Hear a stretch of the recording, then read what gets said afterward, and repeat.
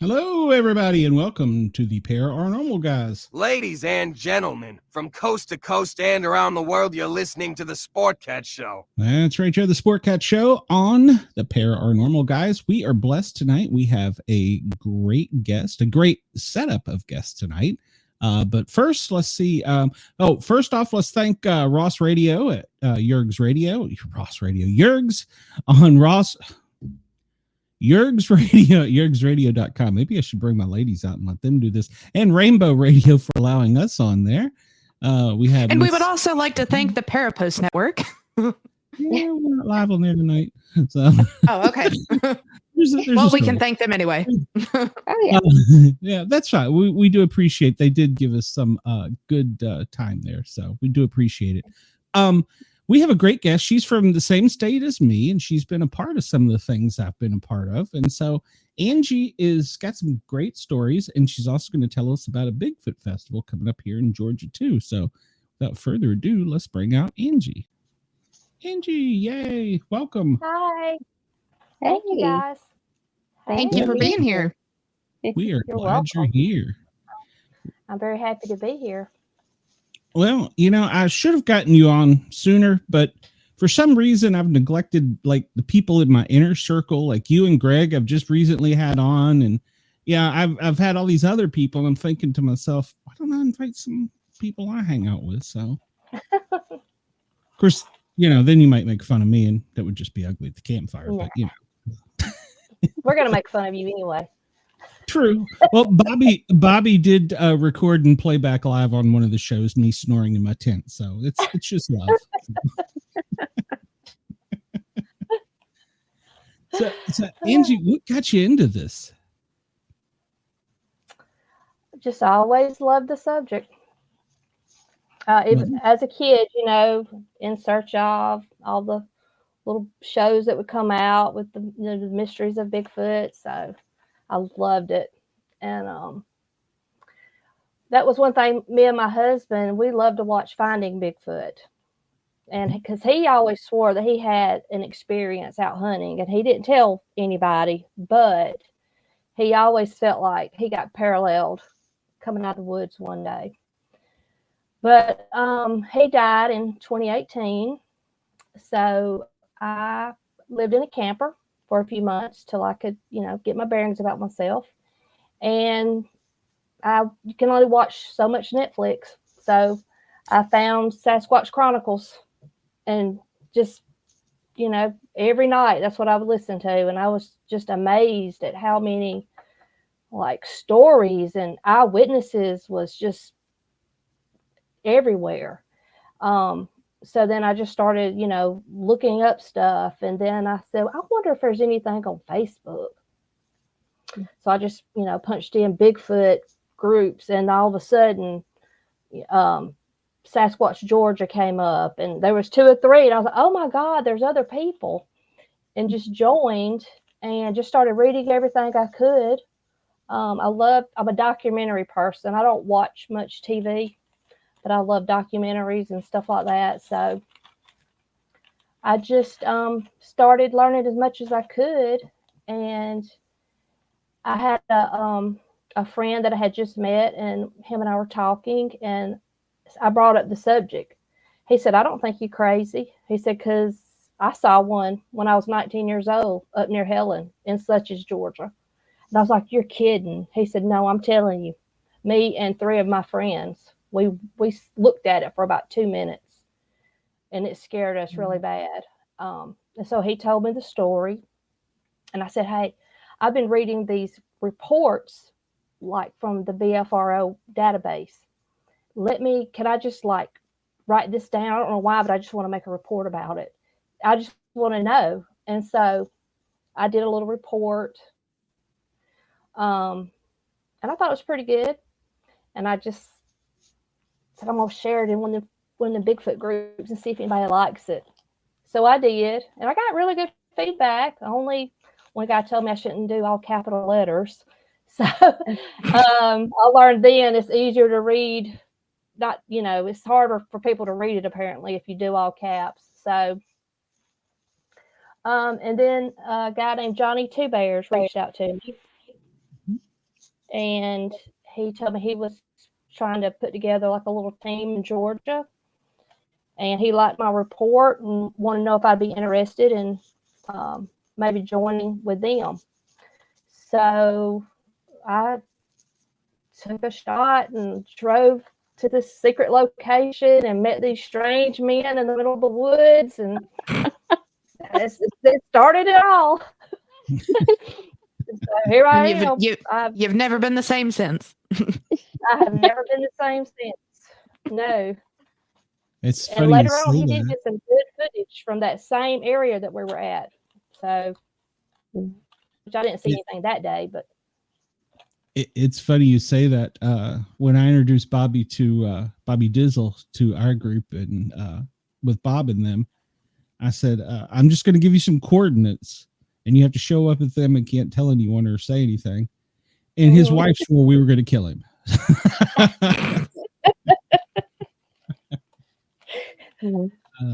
She's great. Mary Lyons in the chat says, do y'all have any theories as to where Bigfoot originates from? Well, that's a fascinating question. What do you think, Angie?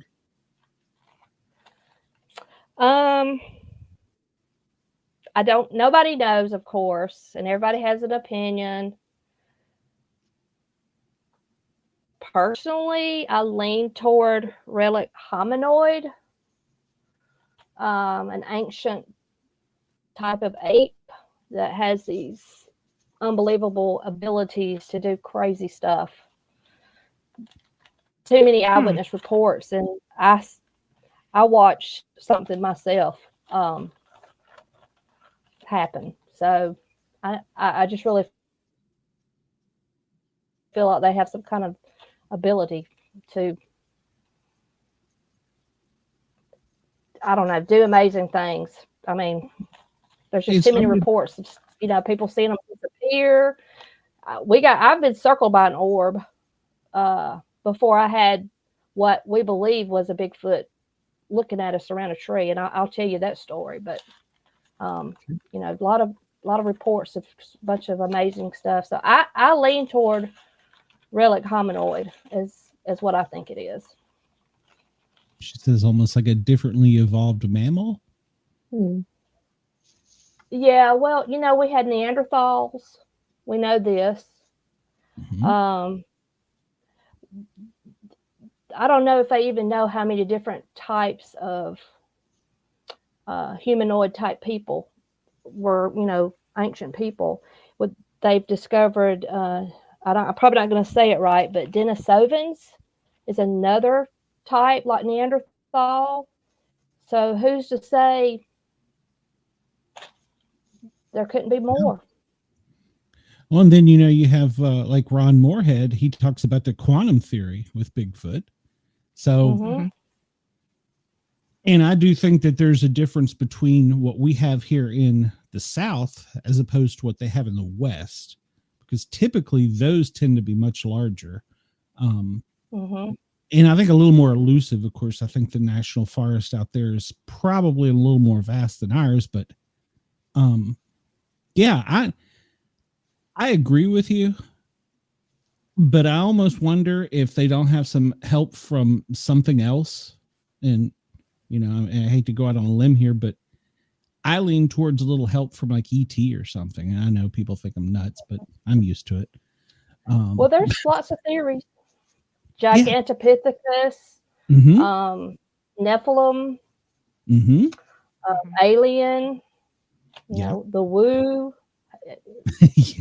There's definitely the woo surrounding them. So yeah, I mean, when you're tracking an animal in the woods and the tracks just disappear, how do you explain that? That I cannot explain. Hello, Chris. And yeah, you're right. Actually, one of the guys that Angie and I have both been out in the woods with, he told us to relax, and some of our best experiences will come around the campsite because they're just as curious as to what we're doing outside of our element out in the woods. Is we're like their cable TV, is what Bob used to tell me. So it's true. The scariest incident I had was around a campfire. My short answer for Mary is that they tend to congregate around people who like to hide in other people's bathrooms from their best friends' mothers, and that's just for Mary. Yes. Okay. I'll take it you have inside track. Yeah, I do. I think they also. I think there's something to the theory of the intent. If you go out into the woods thinking I'm going to shoot one or something like that, you're probably never going to see one. You go out and set up a bunch of game cams, you're never going to see one. You go out with an open mind and just enjoy nature and kind of let it happen. And I think that helps a whole lot. But tell us some of your stories, Angie. I could tell you a bunch of mine, but I want to hear about you. Well, I only have one story that's of something that actually happened to me. It was after I joined what we called the Sasquatch Encounter Brigade. That was the team that Johnny and Joe Calley started. And then Scott DeForest joined later on. We kind of all live over in different parts of the state. And we had a guy named Kevin Crawford. He passed away a few months ago. He wanted us to come to Black Shear Waycross area. He said, there was people seeing them down there. So I didn't really know the area, but because I was closest, I was voted to go down there and check it out. So I put together this little team, and some of them I had never met before. We had like a little town hall meeting. I actually joined a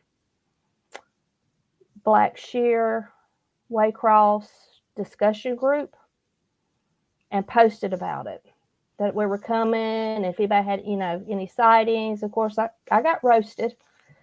But there would be 2 or 3 that would send me a private message, hey, please don't say my name, but this is what happened here and this is what happened there. And so I, wrote reports about all of them, and we had planned to go down there. I remember it was the last weekend in February. It was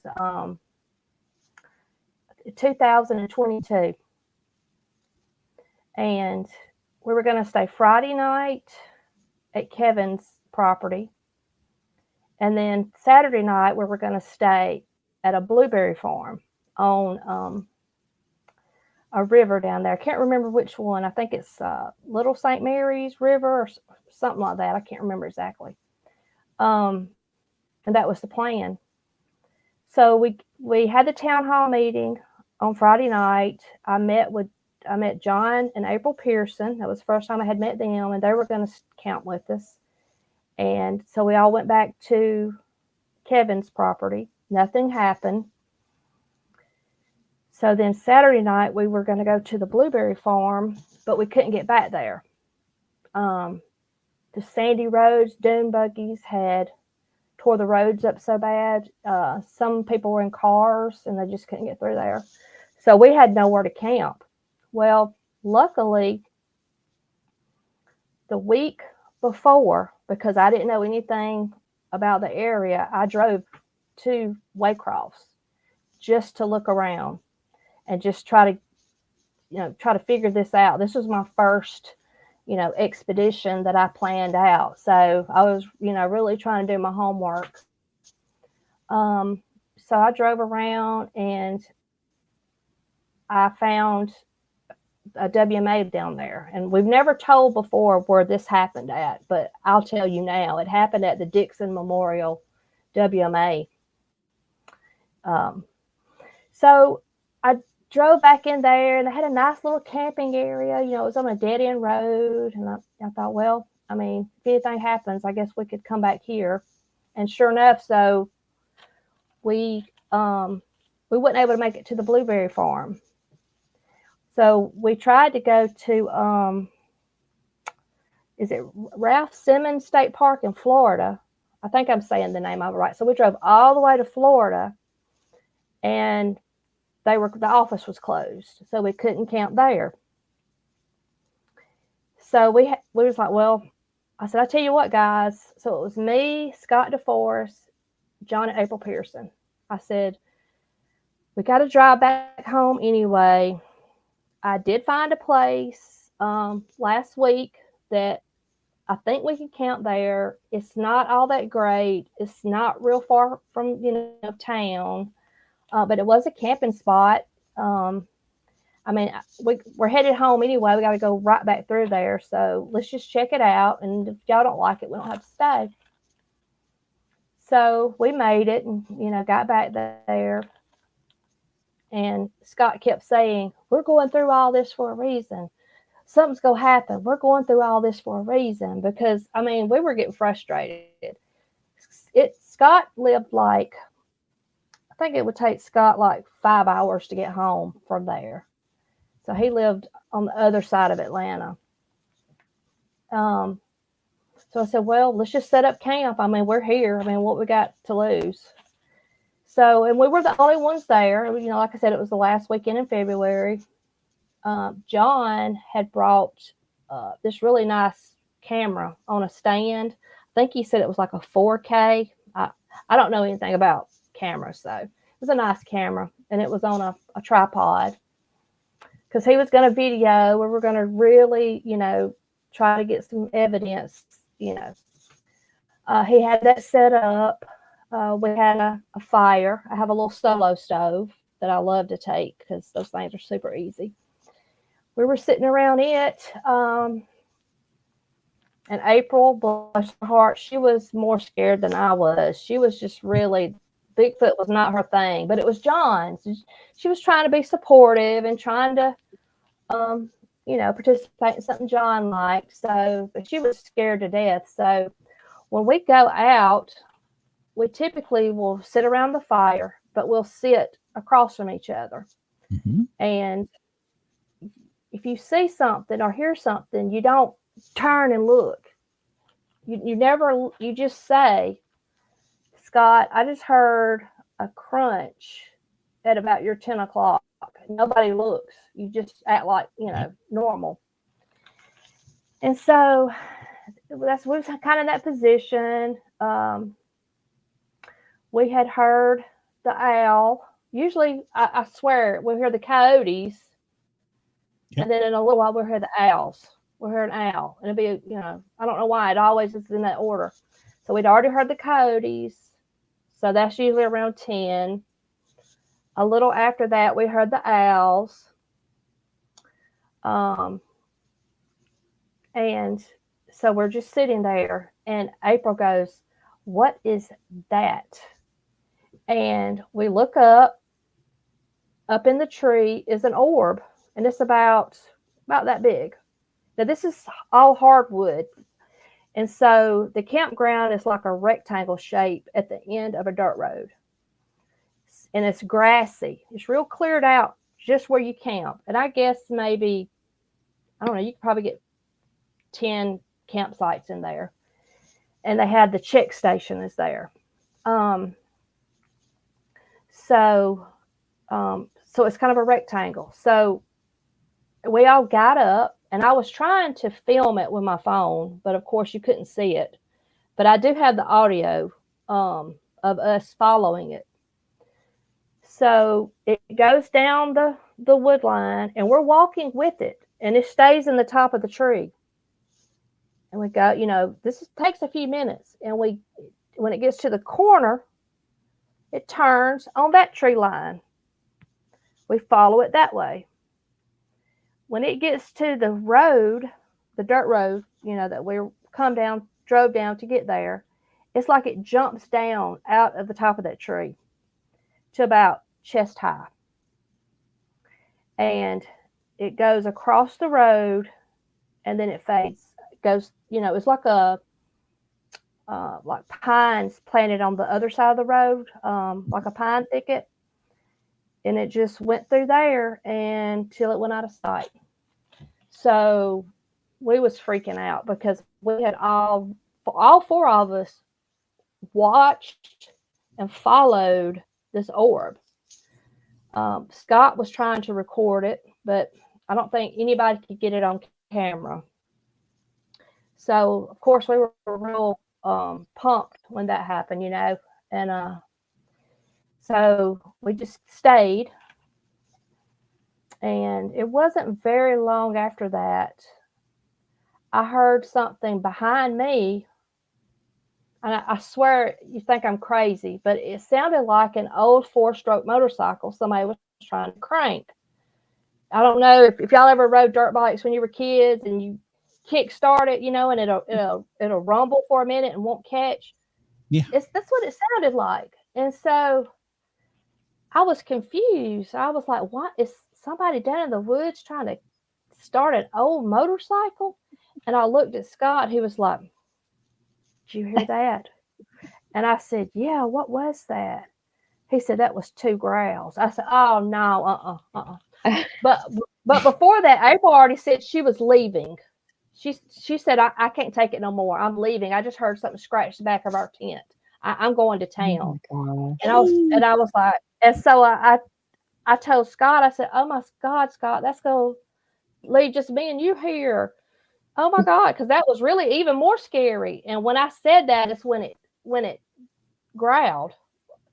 And so then when it growled, I said, hold up, April, I'm going with you because I am not, whatever this is right behind me, and I'm not doing it. So Scott said, hold up. We're all going to leave together. Because John was going to go get a room, and they were going to come back the next day and get their stuff. They wanted to get on out of there. And Scott said, no, let's all crank our vehicles, just pull them around. Everybody shine your headlights. Let's all pack up. Just stay calm. They'll see we're leaving.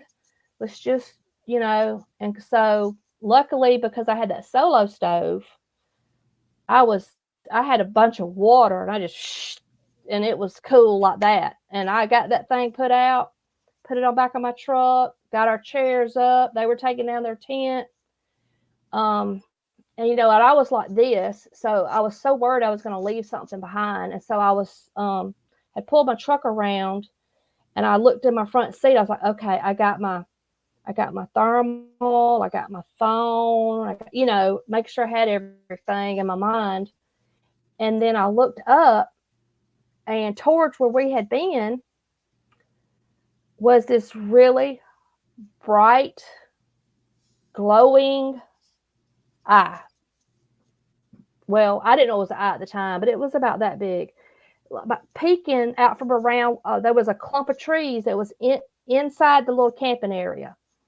The first little clump of trees, if you left the wood line, that's where it was. And it was so bright that it, caught my attention. And I was like, I know that was not there before. That's weird. But you could tell it was like reflecting. Brilliant white. I said, Scott, come here. Well, first, before I called Scott, I had this flashlight that they swore I would burn their eyeballs with. It was so strong. But I shined it down there. I didn't walk towards it, but I walked, outward so I could shine down behind it. Didn't see anything down in the woods. Whatever this was there at that tree. I wasn't looking at something through the tree. I said, Scott, come here for a minute. And he came over there. He said, "What?" I said, "Is that eye shine?" He said, "I don't know. I guess I'll walk down there and see." Now, I mean, I wish to God I would have got my phone out and recorded. I wished I would have. I forgot cameras existed, apparently. But you also don't think like what you're seeing is really that. So, like, I think he's going to walk down there and debunk it, and say, "Oh, it's just a reflector on a tree or something." Yep. So it was about 40 yards out. So when he gets about halfway, he starts backing up. And I'm watching Scott back up. And then he starts running to his truck. He said, "We got to get out of here now." Oh. So, of course, I jumped in my truck and we all sped out of there. And Scott hollered the corniest thing. He said, "You're not going to get that tent this time." And I thought, why did he say that? That's so stupid. Anyway, so we, I was like, that is so corny. Like, where did that come from? But there's a reason he said it. So we're all freaking out. We finally get to the end of the dirt road and we're like, we got to go somewhere. We got to calm down. So we go to like Waffle King or something like that. And we go in and we're just, and that's when I learned that when we first got there, I walked around, Scott walked around, John and April had went back to town, but at some point John had walked around, but Scott never told us that he found a tent pulled up in the woods that still had an air mattress in it. Oh, wow. So, yeah, that's just weird. Like, surely DNR they would throw a tent away or something. They wouldn't pull it up into the woods. And why would somebody leave a tent and the air mattress still in it? I don't know. We just thought that was very weird. So that's why Scott said that, because I don't know, it was just odd. So that's really the only thing I have personally had happen to me. It wasn't really a full Class A sighting, but I don't know what else it could be. But Scott said when he got halfway there that thing dropped, and that's what made him back up. He said that it came down like 4 or 5 inches, and it turned to its right. And when it did, that's when he saw both eyes. And that's when he said we got that. So, yeah, I mean, Scott's police officer, Marine, career, in law enforcement. So he ain't scared of much. And when I saw Scott fixing to run there. yeah. So yeah, it was time really to go. Time to go. Well, and John was filming. Well, his camera kept messing up, of course. Mm-hmm. He had to send it to the manufacturer. He had 3 batteries that night. It fried all 3 batteries. Wow. All 3 batteries were fried. Yeah. So weird things happen. Yeah, we were out on a campsite one night, and I actually brought my wife out that night. And I think he was a Marine. He was definitely military. He got up in the middle of the night, left his tent, left everything. We haven't seen him since. I mean, literally, he just bailed.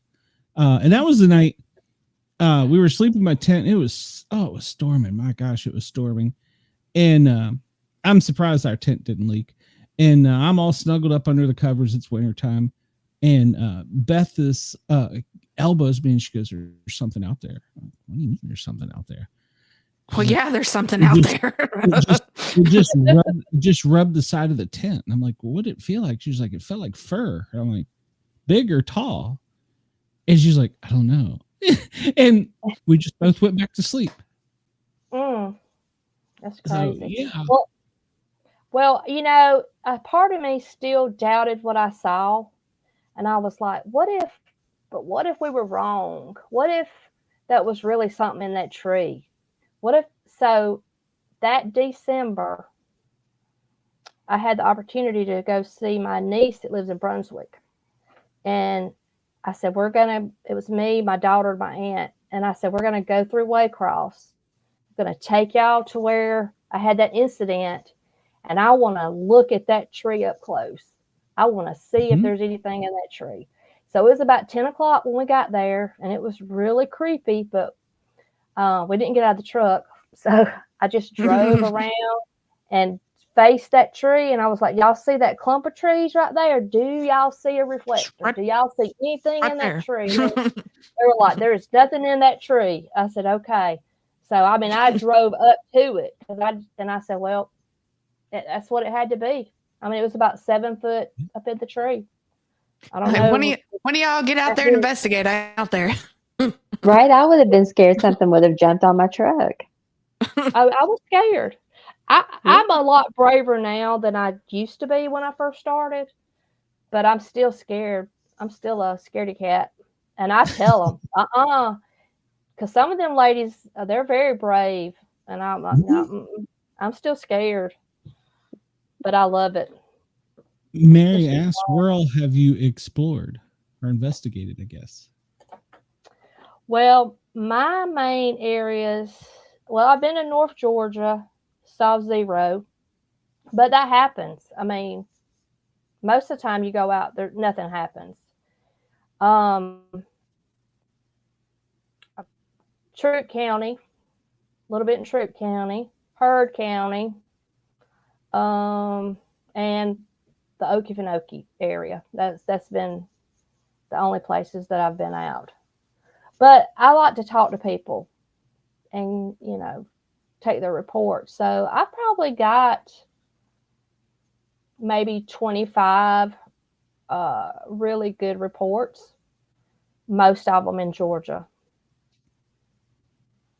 And most of them are anonymous. They don't want nobody to know, their name, because they're just scared to, they're business owners, or, just don't want to be, ragged about it, because you got to have thick skin if you're going to, take on this hobby. Right. Yes, you do. I actually have a really good report from a family that saw one in, I can't remember the year now. So I think 1999, maybe, very close to Barnesville, which is very close to Molena. So I have a really good report there. And then I've had some people contact me that live around the Molena area. One guy sent me a howl that nobody can identify. I mean, I've sent it to several people that, are coyote experts and stuff like that. And they're like, no, that's not canine. I don't know what that is. So yeah, I just like to talk to people and have a nice little collection of my own reports that I do. And sometimes I put it in story form. Sometimes I keep it in just basic report form, like the day, the time, just the basic stuff. But sometimes I put it in a story form. So, have you thought about making all of that into a book? Well, I'm actually writing a little book. There you go. Right, it's very close. It's very close to being completed. It's called Bigfoot on the Brain. A little book, a little interesting book about Bigfoot. That's the name of it. So, right now, I didn't change the name of it 2 or 3 times. But it's a collection. I think it's a good one. It's a collection of all my reports.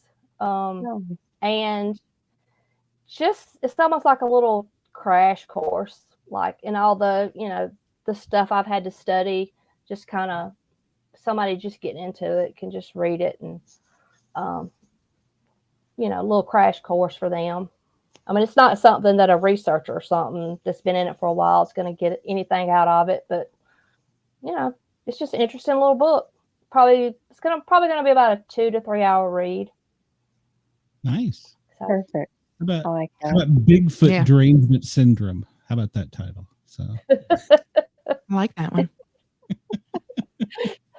and, I mean, I might copyright that one. I don't know. Well, but you know, well, I always, you say that, but it does. It gets it almost addictive. well, and when you, I don't want to judge anybody, but I just say a lot of people have Bigfoot on the brain. They think everything's Bigfoot, Yes. and it's not. When Everything is not big. Most things are not Bigfoot, but when you first start or you first go out, like me, I was like, oh my God, what's that smell? Oh my God, what's that sound? I think Bigfoot on the brain. I thought everything was Bigfoot my first time out. But then I don't know. I just love the subject. I've met some phenomenal people once I got involved in this. The people of Molena, them some wonderful people in that little unincorporated little spot, which is the home. The county, Pike County, is the home of the Elkins Creek casting, the footprint that was captured by Pat Akins, that sheriff's deputy. That was a big one, 16 inches, wasn't it? I think it was 17 inches. He kept it in his closet for like 3 years because he really didn't know what to do with it. And then somehow somebody found out about it, and they talked him into sending it to, I think, Dr. Meldrum. Mm-hmm. And they examined it and said it was legit. It had dermal ridges and everything. I mean, it was an absolute footprint, 17 inches long. And I think the original got broke in shipping it back to Akins, but there's some replicas that were made of it. And the first or second one that was made off of it was donated to the Molena. I think it was last year at the festival. So they keep it in their city hall now in a little, like a shadow box type thing, and you could stop by and go look at it. So it's pretty cool. You can see it with your own eyes, all the little indentions and stuff. It's really, really cool. So that's how the Molena Bigfoot Festival got started. Oh, that's Was cool. because of that. Because Elkins Creek comes right. It's like 1 mile or half a mile. Either way, it's very close to Molena. So the Bigfoot Festival. Yep, I was going to say, it's funny how these little towns are adopting these things. Mm-hmm. Yeah. The festival is going to be on November the 9th. They're going to have a 5K and a 1 mile fun run. I think it's at 8 o'clock that morning. Ooh, a Bigfoot fun run. Mm-hmm. Usually when they come in, Bigfoot's chasing them. That's usually what happens. Great. I was gonna say there's gotta be some guy out there in a costume running after him at some point. Yes. I have seen Bigfoot riding on the golf cart though. Oh. he got close to the town. Yeah. And then the speakers start at 10. We're going to have Flat Rock Wood Boogers come. If y'all are familiar with Flat Rock, everybody loves Flat Rock. He lives on a habitation site. And then Tyler Howell, he's a researcher from Florida. He's coming up with Flat Rock. And then Scott DeForest is going to speak, which is, one of my teammates. Jessica Jones, Matt Delf, the badass monster hunter. He's going to be speaking. So, we got a nice little lineup. They'll start at 10 o'clock and it's free. There'll be vendors and food trucks and all that there. So, an all around good time. Yeah. I mean, it's free. Get out, knock around on a Saturday. Have some fun, eat some good food. listen to some speakers. Oh, another speaker we're going to have too is Dr. John Stamey. He's going to be there. He's new Not this year. familiar with him. Yeah, I'm not familiar with him. He has the podcast with Matt Delf, and he's wrote several books. I have his info. He's a podcast host. He's the one that he organizes some Bigfoot conferences and UFO conferences around in Georgia, Tennessee, and the Carolinas. He's an author, speaker, and a researcher. Okay. Very I'm cool. sure we just haven't crossed paths yet. So Yeah, he's a really nice guy, and he gave me a little insight into what he's going to be talking about, and I'm really excited to hear what he's bringing this year. It's just a different little aspect of it. Yeah. cool. Do you have any plans to go search anywhere soon? Yeah. Hopefully Yeah. that weekend. Good. I thought maybe with everyone coming into town, why not, right? Yeah. Well, the Flint River is very close to there too. And they had a sighting about 2 months ago in Fort Valley, Georgia. And now that's south of there, but it still follows the Flint River. Yeah, I don't know if y'all heard about that, but that man was driving to the auto parts store like that Sunday, like in the morning, and one just ran across in front of him. Oh, It wasn't okay. very far from town either. So, I'll but they look think that it up. came off Flint. Of course, I got off work that Monday. I drove right on over there to check it out, but it was houses all around. I was like, "There's people's property. This don't make any sense." And then I figured out that Big Indian Creek was actually right there where he was seen. You can't see it from the road, but if you look at the like the satellite map, you can see Big Indian Creek. So it probably came up Big Indian Creek and accidentally found itself where it shouldn't be. So, because they use creeks and rivers and railroad tracks. Now we think this is all speculation. Power lines, gas lines, stuff like that to navigate. A lot of researchers, believe that. It seems to be true.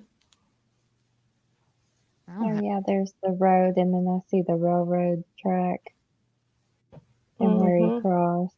That is so cool. Are you looking it up? Yeah, I've got it here now. Oh, okay. Yeah, it shows exactly Can where you he see? got out of the woods and crossed.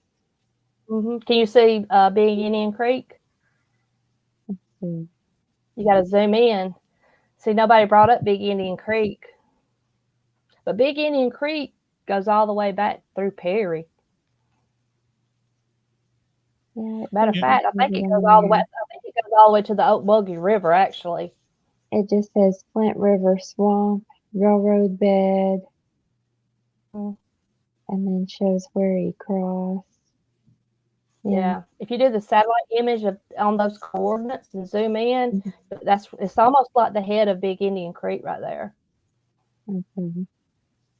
I'll have to do that. Is that about the area you're going to be venturing that weekend? Well, I have met some people that live there. A woman that has grown up on that river, and they've sent me a video of something crazy watching them in the swamp. I mean, yeah, it's weird. And I haven't got to spend any time with her, talking with her yet, but they've agreed to take me out and, show me some things and tell me some, let me write up some reports on some things they've experienced. So I want to cover like from there all the way up to the Woodbury area. Are you familiar with, I know you are, but Into the Fray podcast? Yes.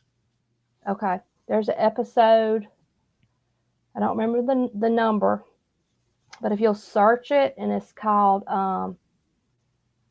Flint River Peace Officer. I think they're on there 3 times. I think one time it's Pat Akins, the sheriff's deputy. And then one time it's an ex-deputy that won't reveal his name. And then another time it's both of them together. But that sheriff's deputy that won't reveal his name, he tells a phenomenal story about a woman that he picked up one night from right there on the Flint River. And I believe it's the Highway 74 bridge. She was running from it. It had thrown her down an embankment. It was about 2:00 in the morning. She had a flat tire. So she was out changing her tire. She had babysat for some friends and was driving back home. And he found her running across the bridge. He thought she was high on drugs or something, and he put her in the back of his car, and he went down the road and ended up pulling into a gas station and talking to her more. So then he decided to go back to her vehicle. When he drove her back to her vehicle, something had destroyed the inside of her truck, like ripped the dash out. The seats were torn up and all that. Mm-hmm. Holy cow. Mm-hmm. It looks like it's either ITF 278 or 194. Dang Okay. it! I was pulling it up at the same time, Amanda. I've been trying to do as much research around that area as I can to try to get a game plan on. Ooh, they had David Paulides on there. That'd be an interesting one. Yeah. I need Ooh. to get him. He's a great guy. Tells some I great love stories. to hear him speak. I love to hear him speak. That man is the reason why, living in the middle of Appalachia, I will never hike the Appalachian Trail. Mm-hmm. And what he says makes sense too. Mm-hmm. Yep. Nope. So. No, thank you. Mm-hmm. Agreed. What's the craziest story you've heard, Angie? Besides, I've never heard of somebody's truck being torn up inside. The craziest one is it's actually, I wrote it in like story form. About one chasing a man. He could feel it breathing on the back of his neck when he was running from it. But it was I heard it as a kid from my uncle who was married into the family. And then, they had gotten a divorce and I hadn't seen him in years, but I always thought about that story. So I reached out to him about a year ago. And I was like, hey, I remember you telling this story. I never forgot about it. And he's like, yeah, that really did happen. And, but he had come in, I think it was like I want to say like in the 40s or something.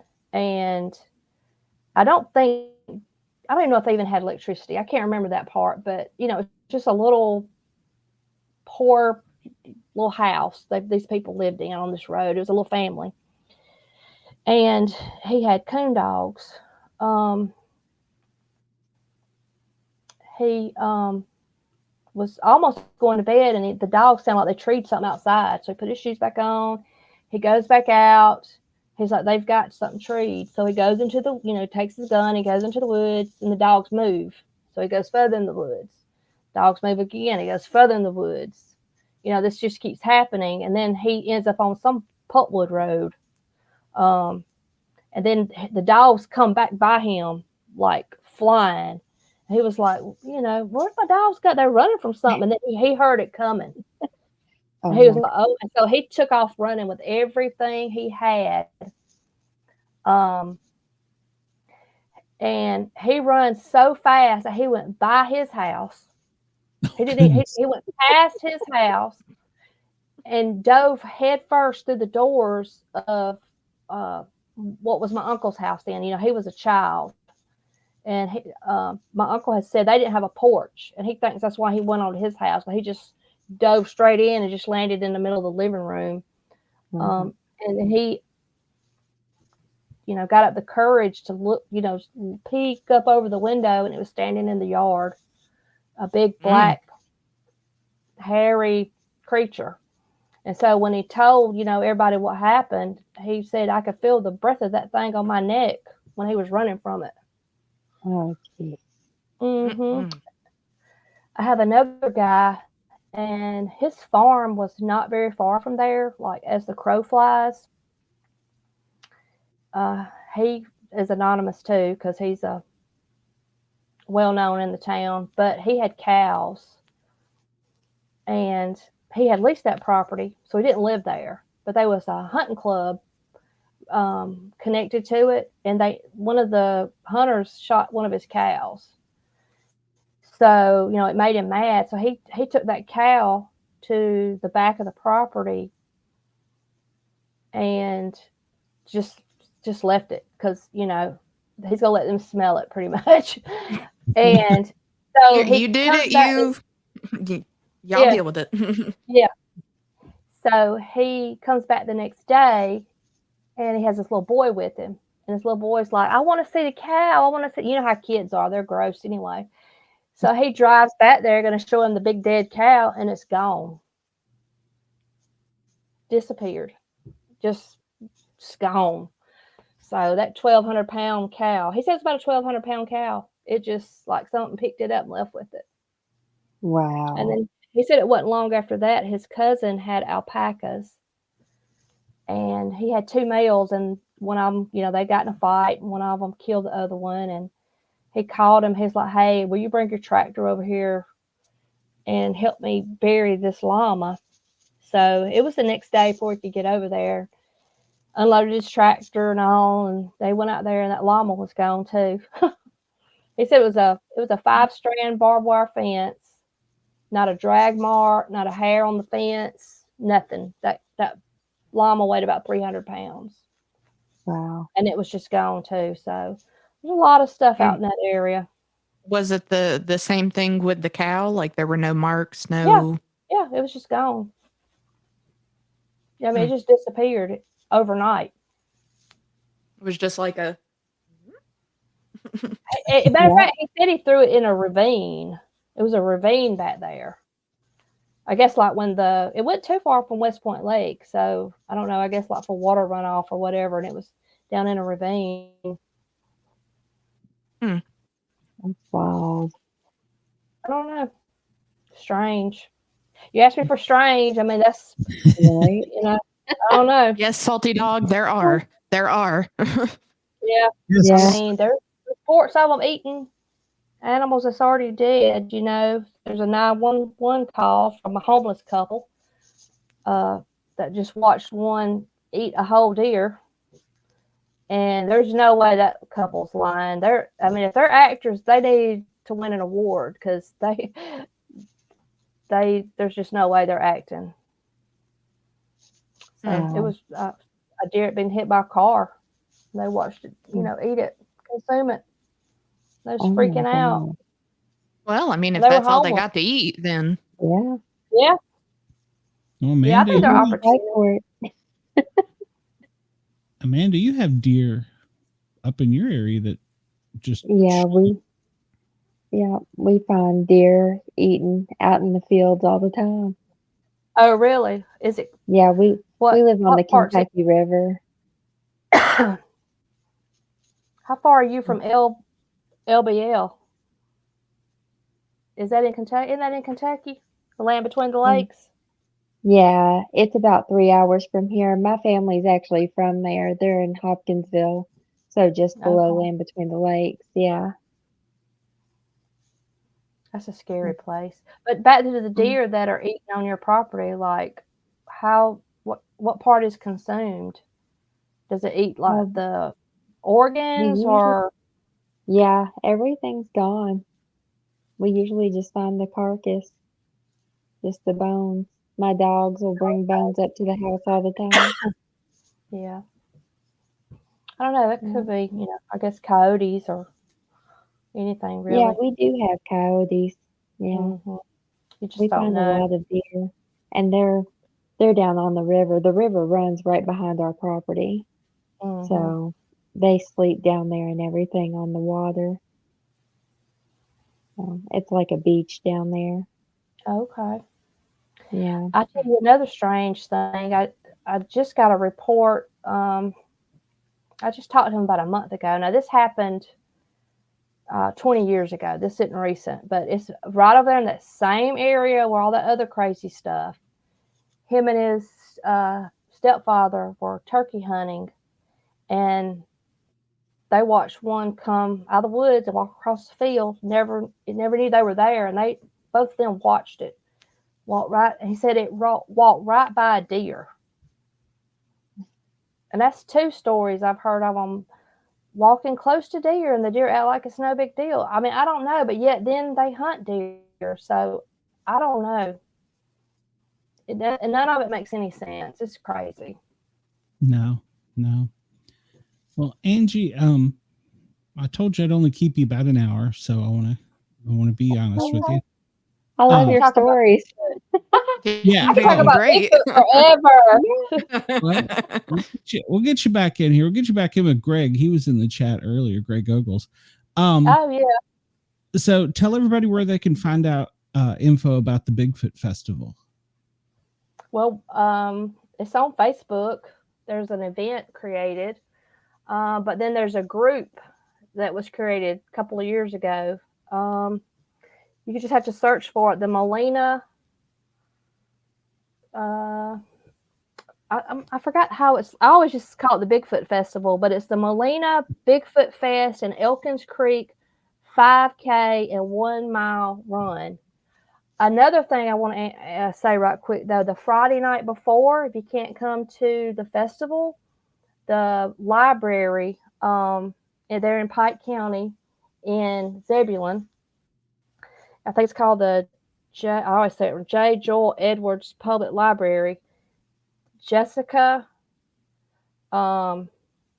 Stamey, and Matthew Delph are going to be there to do a program in the library that Friday night before, from like 5:30 to 7. So it'll be a nice little program for kids, and if you can't come to the festival and just want to come meet some people and so forth. Okay. We'll put that in the comments post show. Okay. And anybody at WDJY or WRFN in Nashville, you can come over and find it on YouTube. Angie, thank you so much for coming. You're welcome. I had fun. It was great having you. Thank you. That was awesome. I told you it wouldn't be bad. We don't bite. Well, maybe, but Just a little bit. We'll get you back on again. Because I had fun. So plus I like. Well, we need to hear more stories. We need to hear about the book. We'll have a list by then. Okay. Sounds good. All right, Angie. We'll talk to you soon. Bye. Bye. Thanks. Bye-bye. That was great. I could listen to her talk all day. She's She was amazing. Yeah. I just sat here like in a daze just listening to her.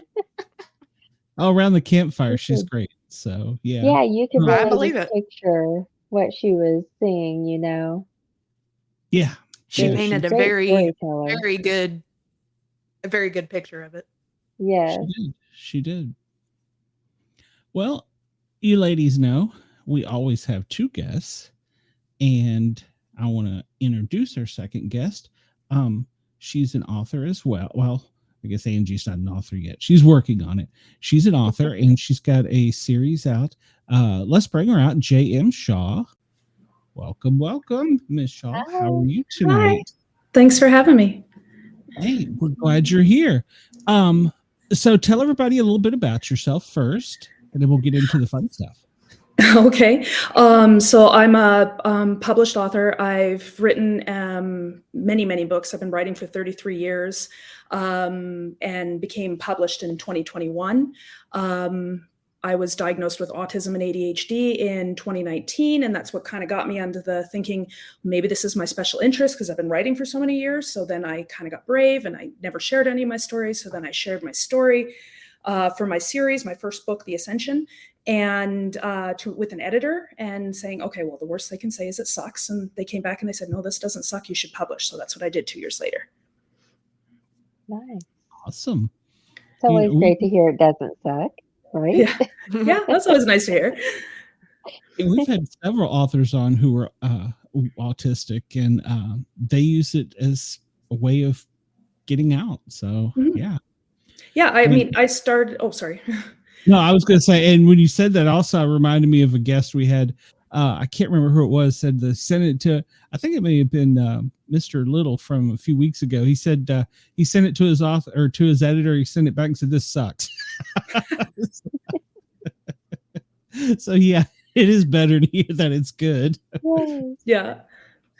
Well, I mean, it wouldn't have been the end of the world if they said it sucked. I would have just written for myself, but at least I would have known, right? Hey, you never know what you can do until you try. Yeah. Very true. Yep. Very true. So you write about the fantasy world, and I read somewhere that how did you word it? Something to the extent of why travel or why go out when I can see everything right here and write it in my own world? Yeah, well, I mean, I visualize when I'm writing, I see it as a story, as a movie in my head, and I don't have to pay for those special effects. Preach. Preach. Now, when you say that, do you live the characters? Because I feel like they become a part of you when you start writing about them. Well, I am not my characters, but I can't imagine anybody be able to write a character without putting some aspects of your personality into them. Okay. But I guess more what I'm saying is they guide you on what they're doing, kind of. Sometimes they do. There's been times where I'm in the zone, I'm writing, I know my character's in a situation, I don't know what's going to happen. I'm just writing and it's like, oh, I didn't know that was going to happen. I'm just going to follow along for the ride. And sometimes I go places where I'm like, wow, this is really cool. I didn't think about that. And creative musing. And other times I have to pause and question my sanity. I do that frequently. Preach as well. Right? I do that every day. Yeah. I don't think it's a bad thing. No, Not just at all. it grounds you a little bit. Yes. Well, what got you into the topic of but first off, I guess we should tell about your series, and then we'll talk about the topic, how it got you into it. Yeah, so my series, it takes place, it's a magic fantasy adventure. It's got lots of action, and it's got some supernatural horror and suspense elements kind of sprinkled in for good measure. It takes place with our world, our time, and a coexisting magical realm, but there's a veil that separates us, and we can't see or cross this veil. We don't have magic, but these creatures from this realm that do can and have, and they've been the source of inspiration for our mythologies.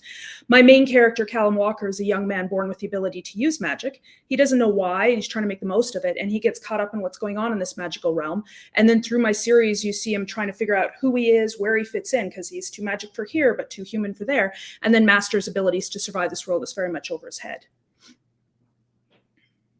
Wow. Yeah, that's what I was thinking too. Like, wow. That was very well said. Yeah. But the only thing I don't write is, I don't write history. I get bored really easy. I don't write mystery because I'm not smart enough, and I don't write spicy romance. All right, there's some more romance. It's just not spicy. Nobody needs to see what happens in the bedroom.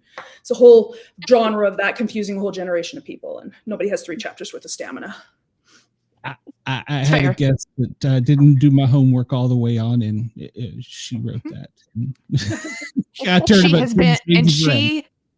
has been a great inspiration. Yes, she is great. I won't lie. Once I found out she did know her information about Bigfoot very well, and we went a little bit further than I was prepared for. But hey. Feel free to check out Honey Cummings. She does cryptid erotica. It's very intriguing. I find myself going to sleep. It's just, you know what? If we were all into the same things, life would be very boring. And just history, mystery, and spicy romance is just not my thing. Yeah. I'm fine with other people. I'm fine with other people being their thing. It's not my thing, and I'm fine with that. You've got to write your thing for the people whose thing it is. So exactly. Otherwise, my books would be twice as long because there'd be a lot more things I'd have to put in there. Very true. Have you found that you've got a big following now? Is people slowly? Yeah, it's slowly. I mean, I've only been really kind of getting out there, and I don't like the word marketing. It's very scary. So I'm trying to think of it. Okay, instead of saying marketing, how about I say showing the world I exist? It sounds friendlier. There you go. And so I've been solely doing that since last January-ish, and gradually seeing strides. And sometimes it's 2 steps, sometimes it's 5, and it's gradually building. But it's a marathon. It's not a race. It's a lot like podcasting. Yeah. We get I'm too going to write far. till the day I die anyway, so it doesn't matter. By then, What- everyone will know who you are. Exactly. Yeah. So In the nice what movies, originally Go ahead, Cheyenne. Sorry. what originally in the very beginning got you started into writing? I needed an outlet. My mom had bought me a typewriter. Yes, I'm that old. And I started writing. This became my hobby. Then it turned into a passion. Now it's just cheaper than therapy. Yes. I can very much. I get that. Yeah. And I've tried writing, and I don't know if I'm any good at it or if I'm not patient enough. So I'm still working on it. I've got 2 books in my head, so one of these days. Well, I got a lot of things in my head, actually.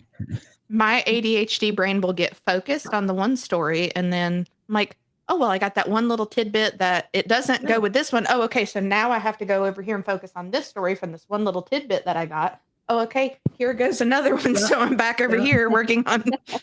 Oh, I totally did that. I call those scene clips. So you can write like little chapters, and then you can just kind of pile gotta little write- chapters of events. I gotta write that down somewhere because that's going somewhere for later. Yeah, Y'all exactly. are I do better that than with me. I get a text message and I'm like, what was I doing?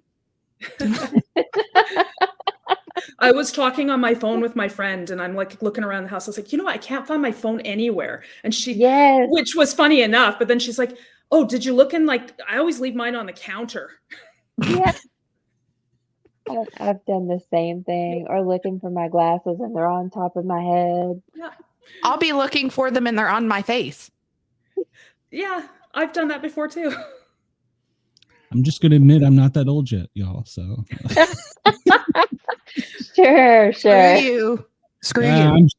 I'm sure Beth would tell you something different. So Hey, I even had a typewriter and I thought it was the best thing ever. It was one of those big suitcase typewriters. And my dad got it for me and I thought it was the coolest thing ever. Mine was an Yeah. electric one with the whiteout strips. So it was really Yeah. Well, shoot, yours was fancier than mine. That's fancy. I didn't even I- know that I- existed. I was that weird kid that always really liked to go into like Staples or Walmart and go over in the computer or the phone section and press all the buttons. So I was just really happy at all the click clacky noises that it was making. And I was like, I love oh, the this noises. is so great. I know my keyboard now, it's like silent, and I don't like that. I know my aunt, when she heard me typing, because I can type pretty fast, she thought I was faking, and she come over It's to like- look at and she's like, what are you That's doing? why I got that's why I got love this that. one, because it's very clicky and I'm like, Yes. Yeah, it's like a sensory thing. I love the sound. Yeah. my slow little tiny little dose of dopamine from the clicking of my keyboard. Yeah, it's like Tetris when you fit that piece in and get a whole row. Mhm. Oh, yeah. So how many books do you have so far? So I've published my first 3 in my series. My 4th one is at the editors. It's going to be released early next year. And I'm starting on my 5th. I've written hundreds of stories, but until I started thinking about publishing, I just sort of stored them on a hard drive. So I've got lots of ideas there floating around and thoughts that keep me up at night. What ifs? I'm a very what if person. That's where a lot of my stories start. So do you get those woken up in the middle of the night and have a random idea and you're up for an hour because you had to go write a full chapter? Yeah, Glad it's not just me. I've got a little notebook on the side of my bed, and I'll write like the first couple sentences or a paragraph or something. But yeah, if I don't, I'm tossing and turning all night thinking I'm going to forget this because thoughts don't stay in my head very long. Same. I just woke up and I was like, oh, Yeah. that's perfect. Yes. Oh, gee. An hour later. Oh, well, okay. Well, I've basically written a whole chapter here. All right. We'll save that for later. I'm dead.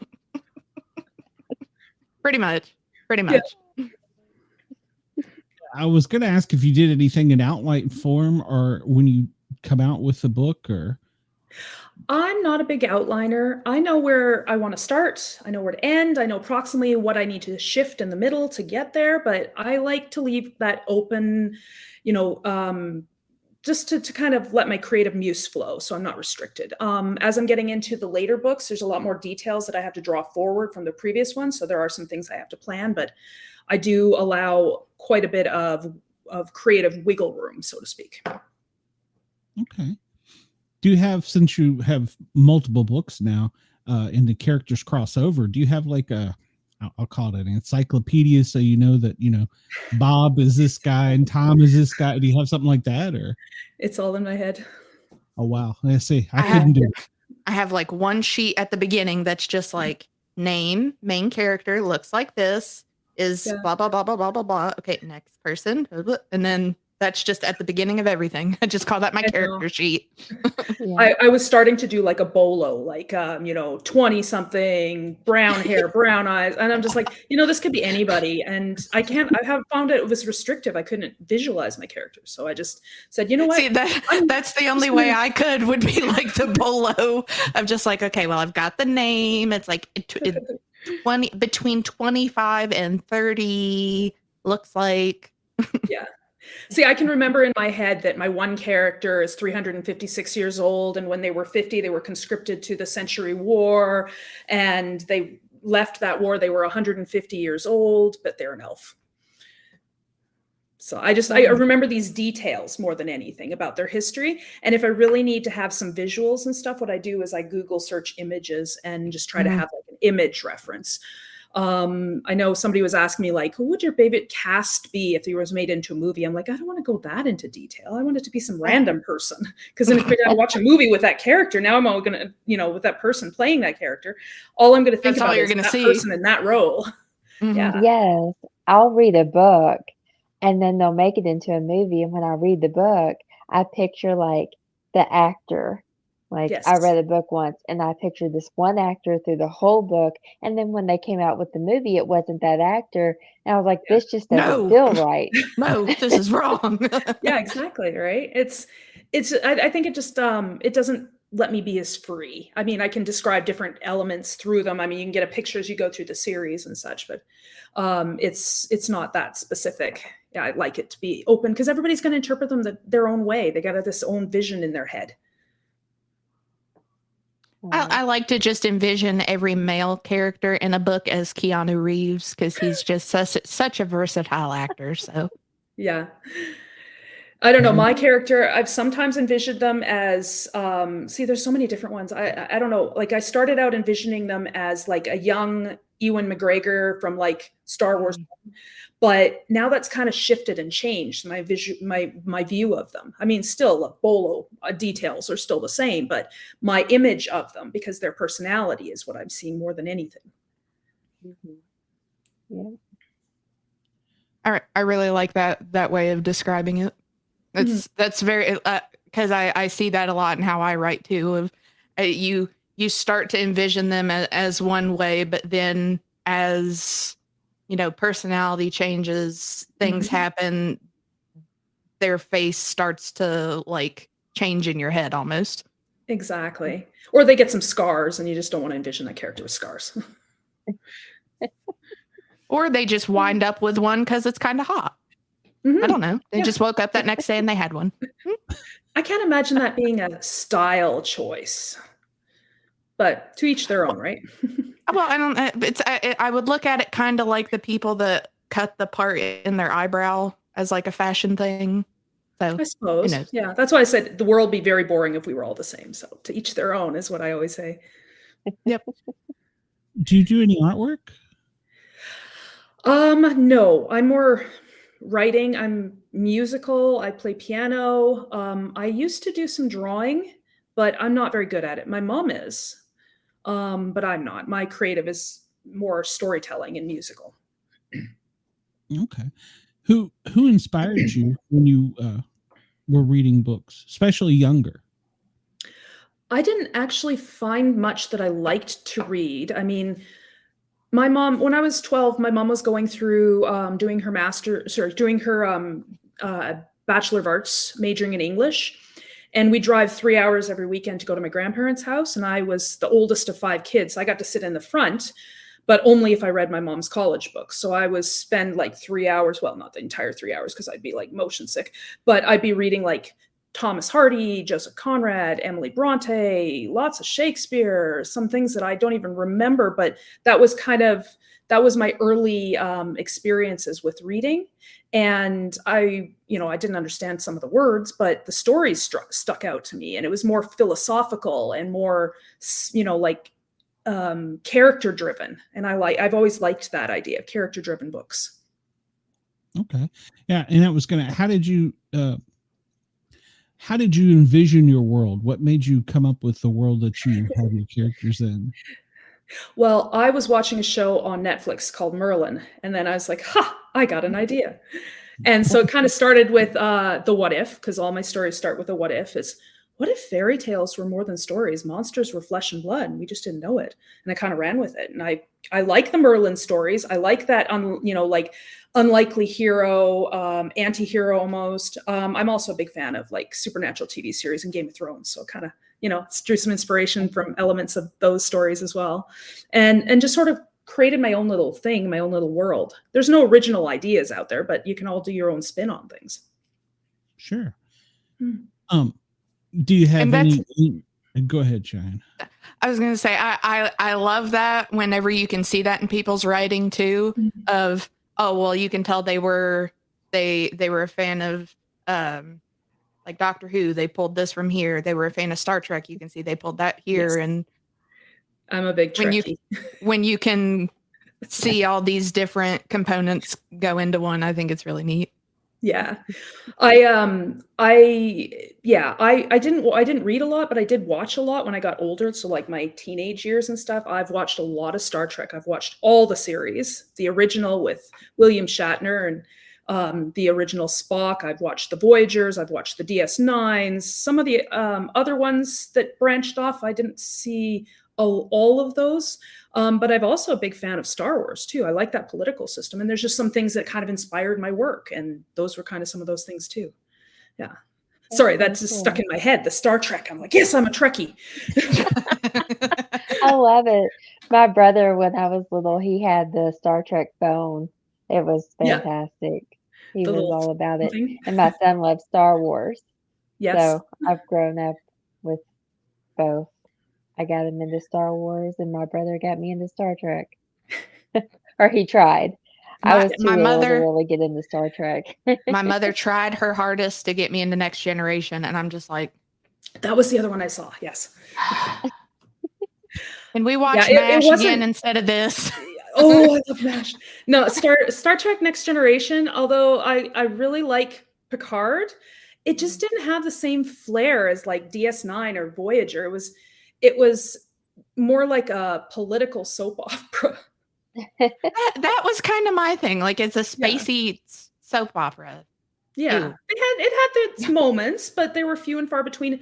And I mean, like my ADHD brain gets bored really easy. I need some action. I need to see things happening. It's got to be some danger elements. More jokes. More jokes. My brother bribed me with a popsicle to go see Star Trek 7 with him. Nice. Yeah. Like, sure. There was a popsicle? Yeah. He was 16 years older than me.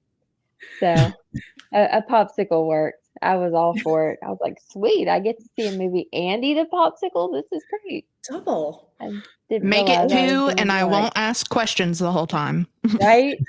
Yes. Hopefully bought you the main thing I remember is Spock singing row, row, row your boat. And then at the end he goes, but life is not a dream. That's all I remember from that movie. I love that. I remember the one movie. I can't remember which one it was. I think it was one of the later ones where the Voyager ships, the satellites came back and they were walking on. And I was just kept trying to figure out what the heck are they walking on? It looks like the giant steps in Scotland, but it wasn't. I couldn't figure out what they were walking on. It was just some of the things, but that's my autism. I hyper focus on those little details. So yeah, And you do wonder, it's like, how did they do that? Like, how did they make this look this way or make it look like they're walking on this? When really it's probably a green screen or something. Yeah, well, I'm sure it is, but that's why I'm saying I Yeah, don't have to pay for the special effects in my head, and they're a whole lot better than you right. can find on TV. Yeah, yeah, definitely. Do you ever like have a dream and that is part of your story? I don't really get a lot of inspiration from my dreams. Yeah. What I do for inspiration is I will put my headphones on, play my playlist that I have. I'll go for a walk, let my mind wander, watch a video reel, kind of work things out and, just sort of watch what I wanted to see in my head, like a video, kind of sorting through ideas and stuff. Nope, that doesn't work. Let's rewind and try a different direction. And then I come home 2 hours later, I have no idea where I've been, but I got an idea. Yeah, that's great. You went Very out with a cool. purpose and you achieved it. That's what. Yes. Yeah, Yes. that's I have a so whole nother cool. life out there, apparently. I don't know. Right. What type of monsters are in your stories? So, less monsters, more individuals. Like, the monsters that I have are not necessarily the antagonists to my stories. They're just there. There's an ogre shows up in my second book. There's wild beast and that kind of things, but it's more of conflict between different beings, different classes of beings. So like elves, dwarves, fairies, there's harpies, there's dryads, there's different deities that show up. There's centaurs, but I've also tried to go back to the original mythology when I built mine. So instead of just relying on what's common knowledge, I'm like, yeah, I'll just kind of see where it all started. And there's a lot of similarities because they all came from there, but then they've expanded. And they all have their own political system. They're kind of like Star Trek's, they all have their own traditions, their own religions, their own motivations, their own, some have kings, some have ruling shamans and different things like that. So. I like it. I like it. Well, I was, I'm probably going to ask any cryptids? Not yet, but there will be. I mean, there's some not gremlins, or goblins and such, but there will be things that will show up later. Because there's on both sides of this veil, there's different beings, and some of them cross over and some of them don't. Interesting. I like it. What do you believe there is a veil by any chance? Oh, I hope so. It'd be very boring if there wasn't. Might explain a lot of things. What do you envision the veil as? Do you think it's here with us, or do you think it's another planet? I think it's probably like a dimensional thing. That's what I would envision. I mean, my story, it's not, but I would envision if there was some sort of veil separating us from it would be another dimensional world that exists on top of us, basically, kind of. Mm-hmm. Mm-hmm. No, that's pretty much my interpretation of it. But like you said, there's no proof, but there's also a lot of things that we don't know, no matter how much science we throw at it. Don't you love that? Yes. It gives me a lot of what if questions. Yeah. Yeah, I have a lot of what if questions too. So yeah. And I think some that we'd just be better off not knowing the answer to. Oh, I want to know. Okay. Yeah, I want to know all the answers. And if I can't find an answer, I want to make one up. It's more fun that way. Can't Google everything. So Can't. No, don't Google. I have 2 children, and there's things that I've Googled. So I'm like, okay, either my son is getting too much milk or he's in liver failure. Google, you're not fun. Yeah. Everything comes down to cancer or organ failure. I don't know why when you're Googling health things, but it's the internet. It's got to be true. Oh yeah, Right. doom and gloom. Yeah, That's what Abraham Lincoln always said. Yep. He had, the doctor I worked for had a mug that said, "My degree is smarter than Dr. Google." But not smart as Dr. Wikipedia. Yeah. Well, yeah, you're right. Sure. Though. I mean, you got a hung toenail. Oh, you're going to die. And Yeah. as a paramedic, I can tell you. Amputate the whole left side of the body. Oh yeah. Yeah, I've as a heard crazier paramedic, things. I've had people say, "I looked it up and I've got the plague." Okay. We'll put this mask Okay, on. well, We'll we'll talk. get the hell out of my office. Let's put this glass wall between you and me, and a hyperbaric chamber or whatever isolation can do. Yeah. It's like I said, you hang down, you're gonna die. So, but That's as bad as Abe. He'll trip over something and be like, "Oh, I broke my leg." That's what I say to my sons when Just we go pick out for him. walks and Nope, stuff. you're good. It's like, yeah. My sons will be like, "Oh, Mom, my legs are too tired." It's like, "Well, I've got one son still that's walking, and we'll come pick you up later." I used to tell my son, "Oh, where's my chainsaw? I'll just cut it off." Yeah, my finger hurts. Well, you Okay, don't give me need the knife. it. Oh, that's a good idea. they'll call the cops on you now. You can't do that. Yeah. They don't know that. Right. That's true. So they is go to our school and parents tell their used to teachers, say? "Mom's going to cut my fingers off." Explain that at a parent conference. Sure, they've heard worse. Hey, trying to get him to straighten up. I worked so hard on his dinner. He only ate half of it. Yeah, I threatened to cut some of his fingers off. He'll be all right. Yeah, you eat your food, It's or I'm going built- to eat you. It's building character. Yes. Our parents used to say, "I brought you into this world. I can take you out." So. Yeah. I used to say, it's like, if you don't smarten up, I'm going to knock you into the middle of next Wednesday. And I'd be like, how can you do that? Like, you can't go forward in time. Because that's my autistic brain. I'm literally thinking, how can you knock somebody into the middle of next week? That's the future. I always take things literal. I'm Mom. I can make it happen. Moms are Yeah. magic. I Yeah. count to 3, I become a momster. I like that. So, Need a how T-shirt has- of that. Yeah.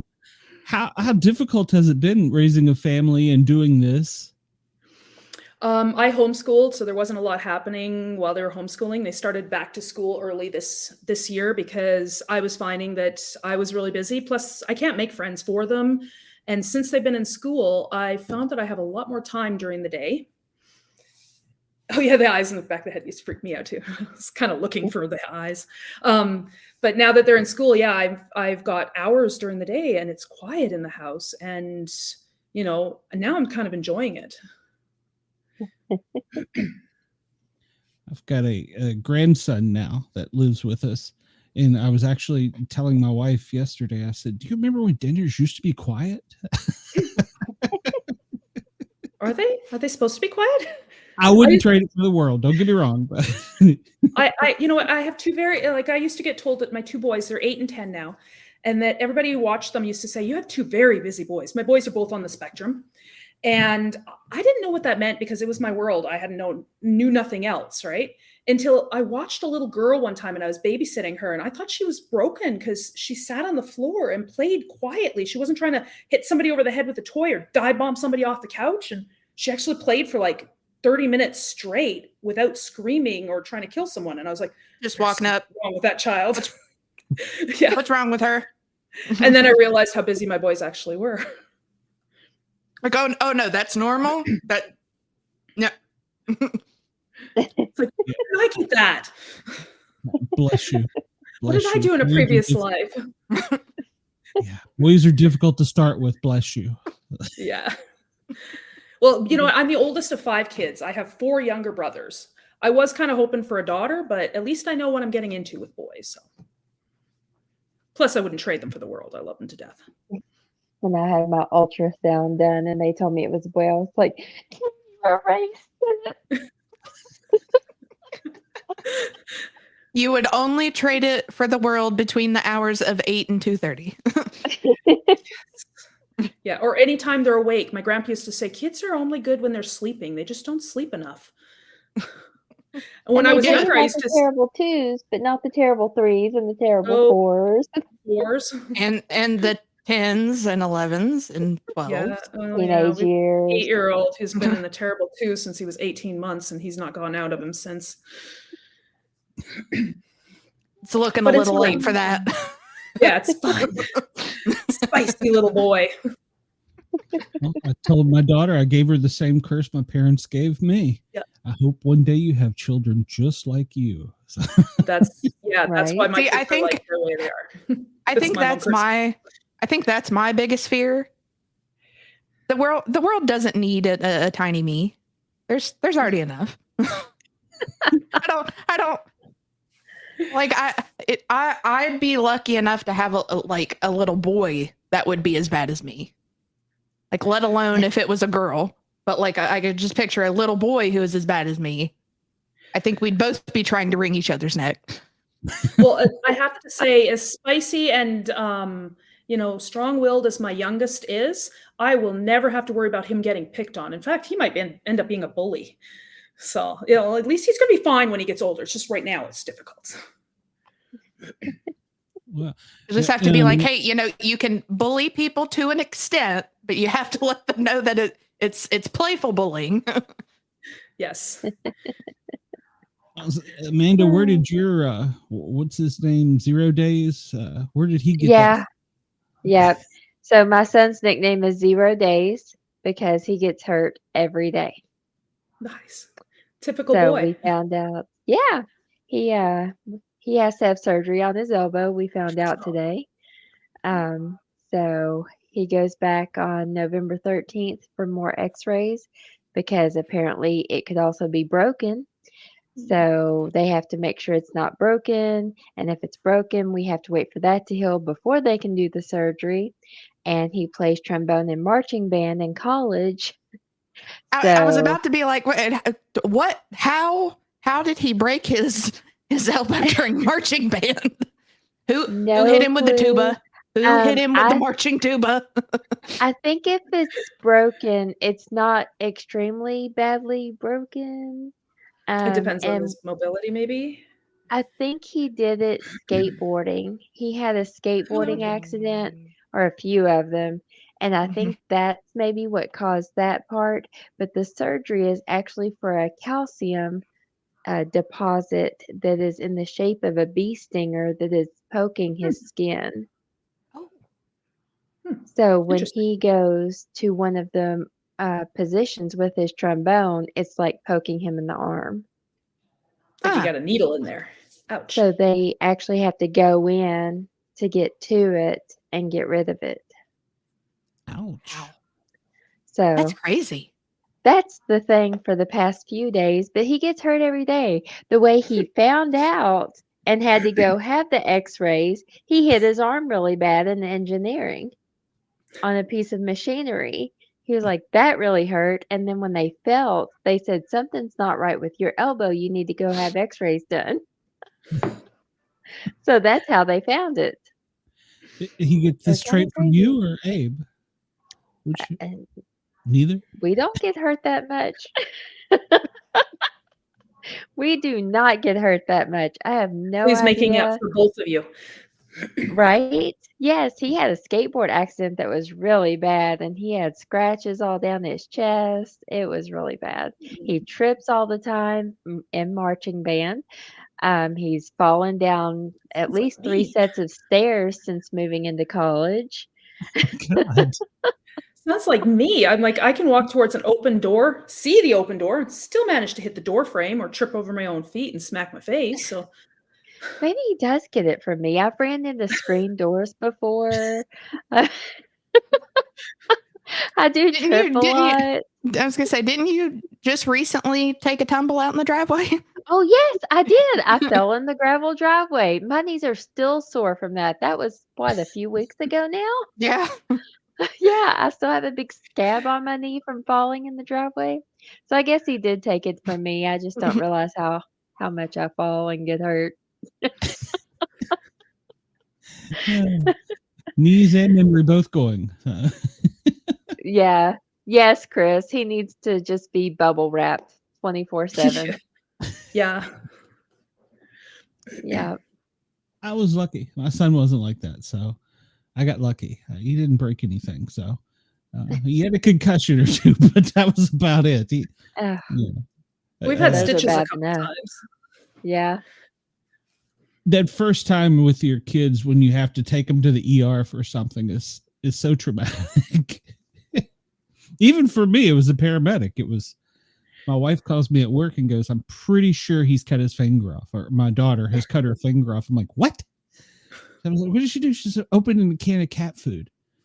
I was like, Ooh. "Okay, That'll I'll meet do you at the it. hospital." Yes, I those used to, cans are I sharp. worked in X-ray for many, many years, and I saw some crazy things, as like cans versus snowblowers, that kind of stuff. It was crazy things that people do, and it's Oh my gosh. yeah. Oh yeah, yeah. That should give you some inspiration if you worked in the medical Right. field. Just a little Oh bit. yeah. Especially if you worked at a trauma center. Holy cow! So Oh yeah, I worked in big city emergency room, ER, X-ray department. I've worked on small town reservation hospitals where I am the X-ray department, so I see everything that comes through. And Wow. then I've worked in clinic, and I actually prefer the emergency. I've done ORs, done CTs, see all sorts of stuff, and I'm like you. I That's prefer the crazy. emergency. Of course, paramedic. Yeah, hey, if you're gonna see crazy stuff, you may as well go all out, right? agreed. I always like when you get on scene and go, "All right, you ain't gonna believe this." I'm like, actually, I probably will. Right. Yeah. Hold my beer. I tried something new. Nope, seen this one. So, And you have to tell the doctors, like, you gotta come see this. yeah, exactly. Call them up on the radio when you're coming in and go, "Hey, I got a good one for you here." So, I always love listening to the story. So how did this happen again? yes. Just Yeah. tell it to me one more time, just a little bit slower. Yeah, let me A write little that more down. detail. And he always I had 2 oh. beers. Yeah, 2 beers. Mm. Okay. Yeah, sure. Only That's you right. sure there wasn't a That's good. one before that? That's There gonna wasn't a be my one. last words. Hold my beer. Yeah. Well, before I got married, I can't tell you how many times I got proposed to in an evening to call back. Yes. Some Now I of can them just were watch them. paramedics too. So Yeah. Had somebody dislocate their shoulder trying to grab my butt. Oh my gosh. did you dislocate it or did they? They did it themselves. Oh, okay. See, because Yes, sir. Amanda's a professional wrestler. I can see her doing that. So. Yeah. Well, I've never dislocated my shoulder, but I have kicked a man across the room. But that was when I was doing karate, There you go. and it wasn't intentional. He dropped his guard. It's He his fault. deserved it then. It was his fault. Yeah. You never saw it coming, in other words. Yeah. At least it was above the belt that I kicked him, though. So Oh, Well, then that's no Awful. fun. Bull crap. It is appreciated. It is appreciated. I will take this one for him. It was much appreciated. He didn't deserve it. He Had he been deserved. blocking, it would have been below that belt. So Well, you're more than just an author. You've got quite a few things going on there. You've got quite a story. oh no, I'm boring. Oh, come on. Yeah. Well, I think I told Angie this earlier. You never know with guests, especially since we don't pre-interview. And sometimes it's like pulling teeth, like, talk back, answer, say something. But no, you sound like you've had quite some experiences. See, I have a problem with oversharing too. We love that. Yeah. That's okay. As long as you don't mind it being broadcast on the radio, that's all that I'm matters. not sharing anything that personal that I haven't told everybody else in the whole wide world that I already know. You're not running. They for probably president. already know. They're rolling their eyes going, oh, I've already heard this story. It's just like Gonna the tell this 6th one. time. It's all new to us. So. Well, did you ever do any outdoorsy stuff? Oh yeah, I love hiking, biking, done canoeing when I was a kid. Now I've got back pain. I'm getting old and I had to stay on the flatter trails now. So I climbed a small mountain, but yeah, it was pretty small. It was only half an hour up.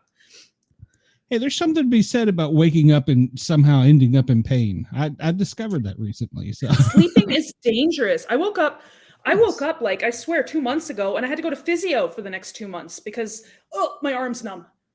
I'm like, it sucks. I'm getting old. It sucks. Go on vacation. Again, you can't Airbnb sleep too that. soundly because then Yeah.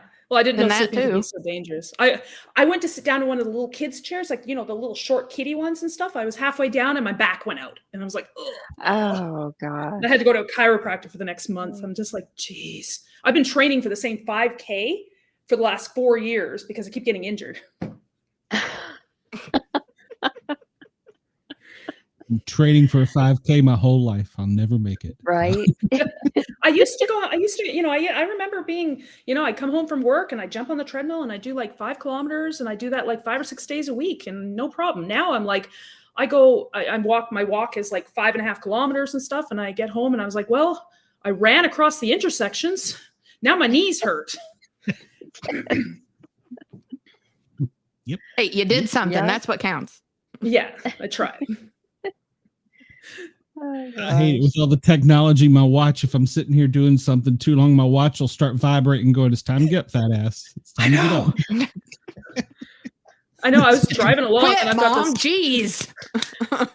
I got a new car and I'm driving along because it's from where I live to the next to my mom's house is like 2.5 hours. And I'm driving along and my car comes flashing this thing. It's like, you should stop for a coffee. And I'm like, what? Okay, I'm just gonna pull over on the side of the road somewhere and stop for coffee. It's just the weirdest thing. My car told me to take a cup of coffee. I was like, That's okay. crazy. Brought to you by Thanks. Dunkin' Donuts. I'll stop at the next Tim's that I see. So Yeah. What car tells you to get a coffee? it was a Prius. It's never told me that since. It only told me the one time, and I don't know what it was. I think my husband did something to it. I wonder if like, It just slows pops down up. or- You seem really That's so tense today. weird. You should And my stop and husband's get like, a "Oh, coffee. did you notice that? Did you notice that? Did you see what it said?" He's just like, He didn't want to tell you he had to take a pee break. Maybe. Yeah.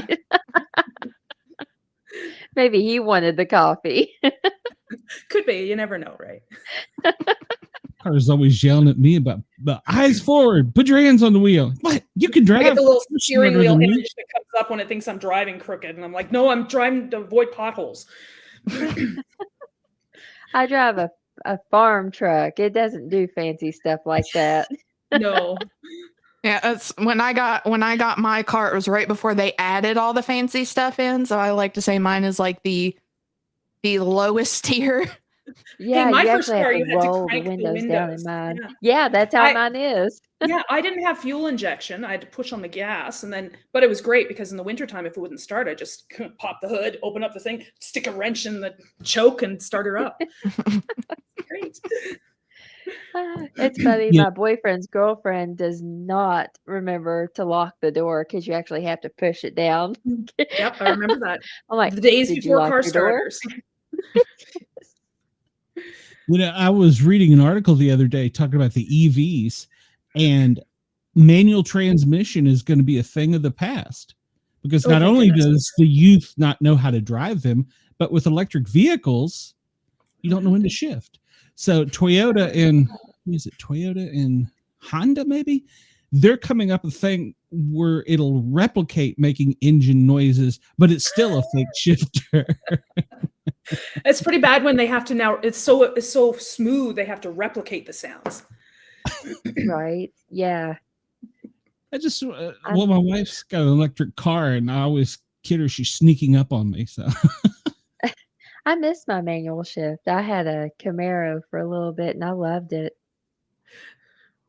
I hated driving stick shift, especially riding when I was a kid. I would ride in the middle. That's what I learned on my grandpa's truck with a stick shift, and it was like, Then you get you'd always hit in the make these- kneecap with it. yes. And if he wasn't hitting you in the kneecap with it, he's reaching over, tickling your knee, and then saying, "Stop moving! You're going to make me shift out of gear." Oh gosh. I love it. I feel that. I have very core memories of that. Just God. It's like, yeah, I don't have any nerve endings there anymore. Thank you. It's all black and blue and lovely colors. I'll just wear leggings now. Oh wait, they didn't make them. That was the day before. I'll wear corduroy pants. Then I can hear. You can hear me coming up. Get I'm your dating myself here. Get your windbreaker tracksuit. Yeah, the lovely Yes. Austin Powers purple. Mm-hmm. Yeah. I had one of those. The 3-inch bangs with the slouch socks and yeah. Yeah. No, I'm really. I had to have the perfect rainbow for my bangs. Mhm. Yeah. You Had use to like a curl half a them can back. of hairspray. And you had to split them. Half had to be down, half had to be up, and the perfect Okay. rainbow. I predated that. They just all were like that. Yes. That I was had the more. suspenders over the shirt, and then you wear a shirt on top of it. Yeah. Like the the one-piece Yep. suspender pants. Oh yeah, with the side ponytail. Oh yeah, like it's got to be like one side, right? Or the Yeah. side braid. Yeah. Uh-huh. And the headband that comes to here. Oh yeah. Mm-hmm. Did you have the Good Michael times. Jackson jacket? I didn't, only because I only got secondhand clothes, so I had to make them work. I was guilty of that one. So yeah, don't. Oh yeah. Yeah, don't at me. So I had leg warmers. I love leg warmers. it's a long time ago. I think we totally need to bring back leg warmers. I heard scrunchies are making a comeback. Oh, And slouch I can socks. see that. Yeah. You got a scrunchie. The ones that you do on Yeah. purpose. Slouch socks on purpose. Mhm. Yeah. Do you have Mine had a to be scrunchie? just right. Oh yeah. Mhm, she does. Nice. And you always wore them on your wrist, right? Yep. Uh-huh. Just in case. Everything comes back. It always does. I know. Yeah. Bell bottoms. Please don't bring those back. No. Our Oh corduroy. no, please, we need the bell bottoms. We had them for a while. They were back for a little bit. Yeah. But the main thing I've seen that's back is how I dressed in high school with the black pants with all the pockets and the chains. Mhm. Yep. It's like the emo Yeah. goth now, isn't it? Mm-hmm. Is that what it is now? I don't know. Or the scene kids. Mine were Jinkos. I'm just trying to keep up with the slang. Oh, that's hard. That's It almost changes. impossible. I think every few years it changes. Yeah. Yes. I did have one of those. Your gene code genes are lacking Riz, Amanda. Yeah. And that's Cap. No Cap. What is it on? They're totally on fleek, or what is it? How's it go? I don't know. I was sounding really stupid. No, that was a couple of years ago. Oh, see, I'm even farther behind than I thought. No, my kids are 8 and 10. They're not teenagers yet, so it'd be a whole language when they get to. And Ohio means something now too. Does it? What? Ohio means that something's like lame. Oh, Because the I know. state is lame. I know. Showing a teenager when I was getting married. This was like a long time ago. I was showing her my dress for my wedding because I tried it on and stuff. And she, oh, that's a chill dress. I was like, well, no, it's going to be inside. It's not going to be too cold. And then she's like, no, chill means good. I'm like, oh, sorry, autism took over. Have you Yeah. ever heard of Ohio? Yeah, no, I had to Google that one. I was like, Yeah, that's weird. I Yeah. remember back when my husband and I first got together, he told me I was jelly. I said, does that make you peanut butter?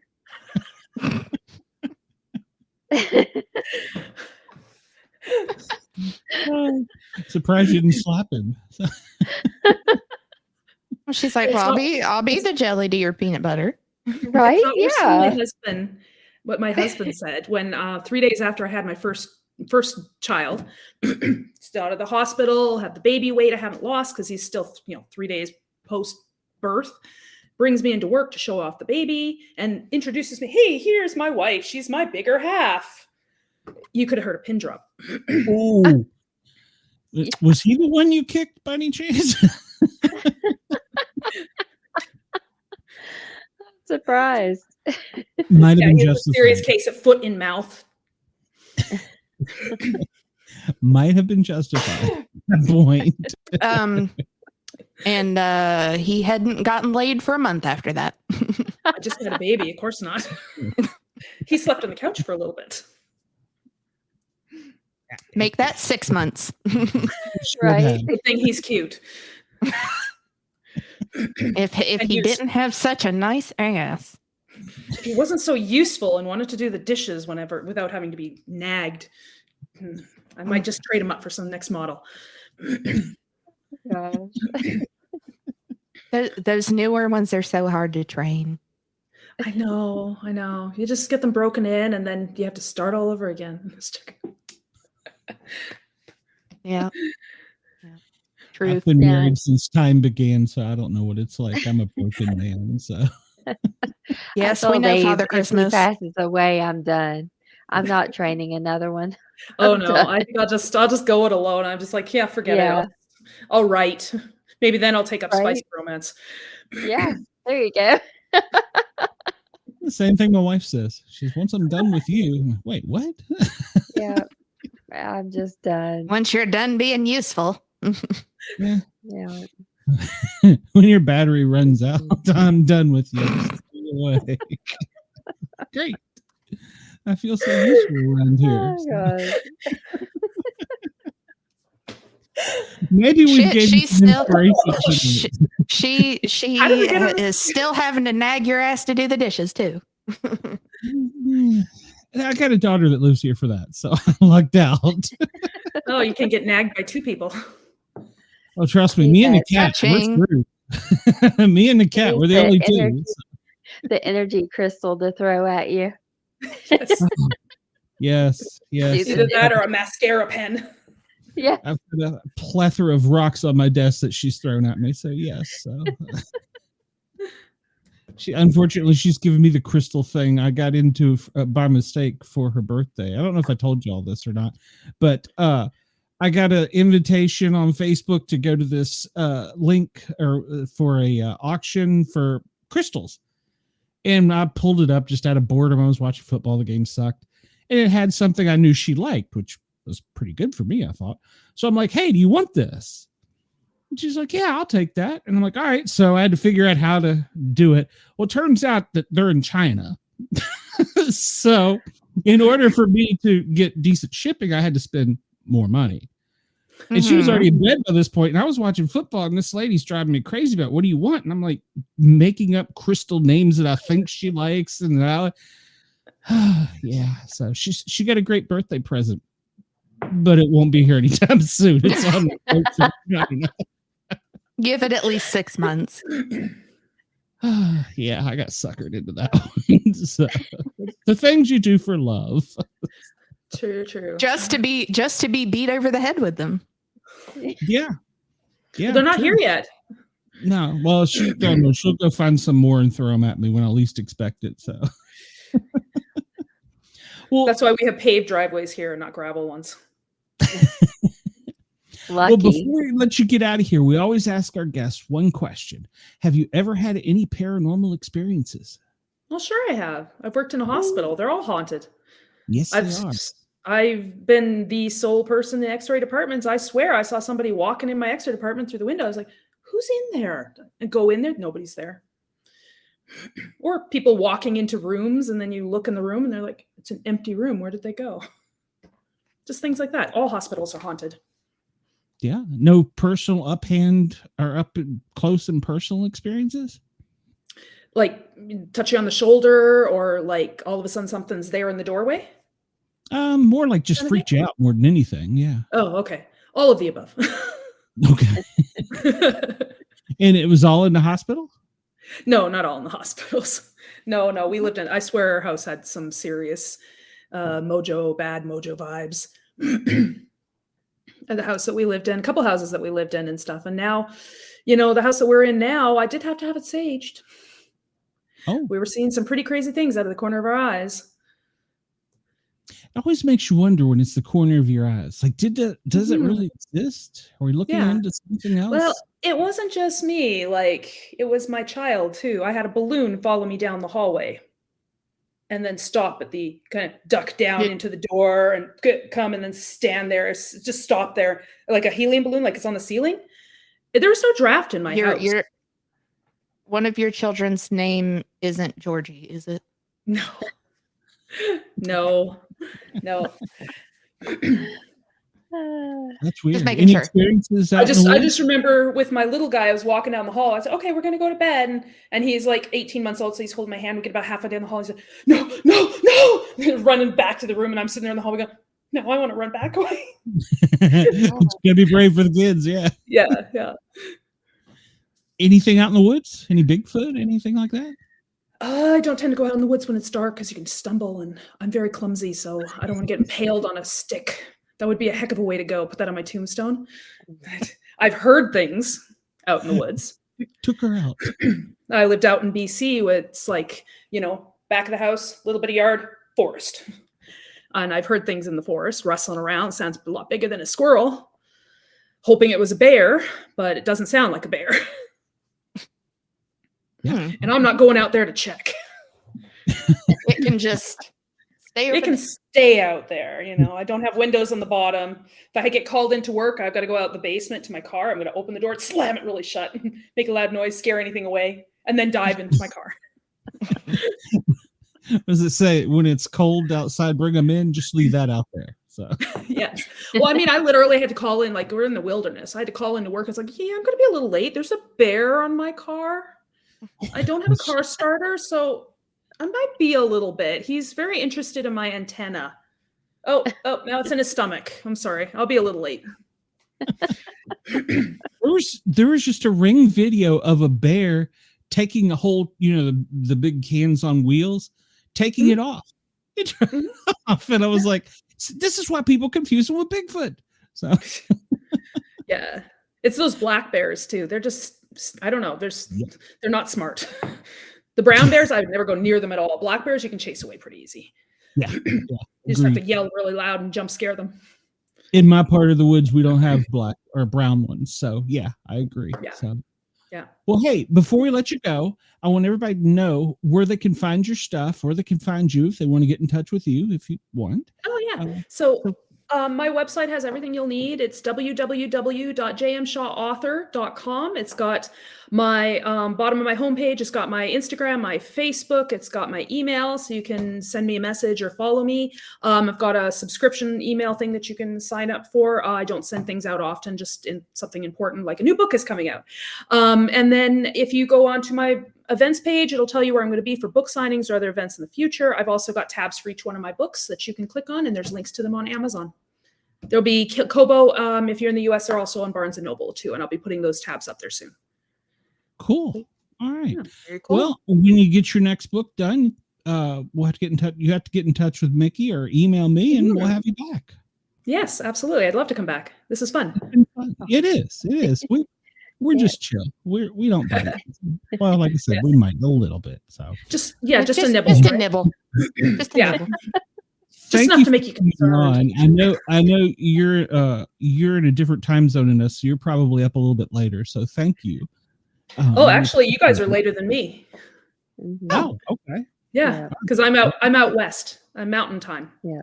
Okay. For some reason, I thought you were the other way. Okay. Oh, no. I do appreciate your time, and try and have a great evening. Don't beat your kids or anything. So. Oh, they're in bed right now, so they're good. They're good when they're sleeping. They just don't sleep enough. Yeah. Exactly. Have a wonderful night. We will talk to you in the hopefully near future. Thank you very much. Thank right. you. Thanks. Bye-bye. That was great. Fantastic. She's a hoot. It was. Yes. Great show. Great show. Two And wonderful guests. everybody at WDJY and WRFN, thank you for tuning in to the Paranormal Guys. We appreciate it. Make sure to come back next week and check us out. Or come over to YouTube and find us at the Sport Cat Shows on YouTube or the Paranormal Guys. And like, follow, share, and subscribe. We'd love to have you over here. So, Amanda, you got anything going on the next few days or weeks or whatever that you want to pump or talk about? We've got Two Broke Witches coming up on Monday. I'll see if I can be here Saturday for the Misfits. Not sure about this weekend. Yeah, that's all I can really think of. We're going to try to have an investigation ready for Monday. Haven't heard back from Shay on that yet. Oh, thanks, the Suey. Who's the Suey? I don't Haven't know. seen that name on here before. No, I haven't either. Hope they like, follow, share, and subscribe. So, Yeah, all right. Well, that's all I can think of that I have going on. well, next week on the Paranormal Guys, we have two great guests. We have Jonathan Fink. I don't know if either of you, I don't know, Cheyenne, if you're going to be on or not, but he's an author of Sports Gods. So that should be interesting. So he's a believer in sports gods. So I'm interested to have him on. Well, And then- wait. What is it? What? What is That's what? right. A sports god. Like the god of baseball, the god of football, sports gods. I'll be working. She is so not into sports. Well, Hey, you will hey, be. Everybody will be proud of me. I actively watched some hockey last night and enjoyed it. I'm Nice. proud of you. Maybe Mostly maybe because there's of a hockey watching game. mostly because of watching the guys start fighting each other. Yes, that's the best part Hey, and about I- hockey. And I took note. It was the New York, is it Rangers? Huh? Yeah. Yeah. And the Washington Capitals, Mhm. I think. I don't know if they're are they the Capitals? I should know The this. team I'm from the there. team was the Capitals. Okay, Yeah. I think you're right. I think that's correct. I Uh-huh. should know that. I'm from DC. I remembered. well, you're also going to be out of luck because Capitals. Wayne Miller is returning. He finally got his book out, The ATF Agent. So yeah, you're going to miss that. That's going to be a great show. He's written, well, the book he was talking about, his experience, he's transferred over into novel form. So I can't wait for that. Fudge. The Flames of Secrecy. It's coming out. I think it's coming out next week. It's coming out soon around our show because he messaged me and was like, "Hey, I want to be on." I'm like, "Hey, we want you on." Wait, what day is that? It's next The Wednesday. It's always a Maybe in Wednesday. the chat. Yeah, but I was trying to what the date was. Oh, Oh well, it's what is November 6th? Yeah. Yeah. 6th. Well, Amanda's got you covered. Let's see, we got Chris all pumped up. We got Hey, sports and ATF. It's like a party. Alcohol, tobacco, firearms, and sports. A party. Yep. We are ready. I'm there with you, Chris. I'm ready. It'll be fun. So yeah, he has great stories. So I can't wait to hear about his book. He didn't tell us too much about it last time. If you remember, he would only give us little snippets of what he was doing. I'm excited. And he's a hoot to have on. So it'll be good times. Cheyenne, so you won't be back Saturday or Wednesday. Will we see you the following Saturday? Oh, she's got to Google this. Yes. Yes. Okay. So I will be here the 9th. you're working. I'm saving- with me.